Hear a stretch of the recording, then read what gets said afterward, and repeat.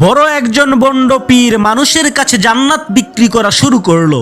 সমাজের কিছু অশিক্ষিত মূর্খ বর্বর যারা জীবনেও লেখাপড়া করে নাই, এই ধরনের কিছু জাহেল মূর্খ লোক বন্ড পীরের কাছ থেকে জান্নাত কিনে নিল। কোনো ব্যক্তি যদি তার কাছ থেকে জান্নাত ক্রয় করত, তাকে জান্নাতের দলিল পর্যন্ত দিয়ে দিত। বন্ড পীরের এই কাণ্ড দেখে একজন বুদ্ধিমান শিক্ষিত লোক ওই বন্ড পীরের কাছে গিয়ে বলল, হুজুর, আমি আপনার কাছে জাহান্নাম কিনতে চাই, কত টাকা লাগবে বলেন। তখন সেই বন্ড পীর বলল, আরে বেকুব, এলাকার সমস্ত মানুষ আমার কাছ থেকে জান্নাত কিনে নিচ্ছে, আর তুমি নাকি আমার কাছে জাহান্নাম কিনতে এসেছো? তুমি তো নাদান, আহাম্মক। তখন সেই শিক্ষিত বুদ্ধিমান লোকটি বলল, সেই যাই হোক, আমি জাহান্নামই কিনতে চাই। তখন সেই বন্ড পীর বলল, ঠিক আছে, যেহেতু এত করে বলছো তাহলে দাও, 300 টাকা দাও, আমি তোমাকে জাহান্নামের দলিল করে দিচ্ছি। কথা অনুযায়ী শিক্ষিত বুদ্ধিমান লোকটি জাহান্নাম কিনে নিল। এলাকার বাজারের মধ্যে যে মাইক দিয়ে ঘোষণা দিল, প্রিয় ভাই সব, আপনারা কেউ এই বন্ড পীরের কাছ থেকে আর জান্নাত কিনবেন না, কেননা আমি জাহান্নাম কিনে ফেলেছি,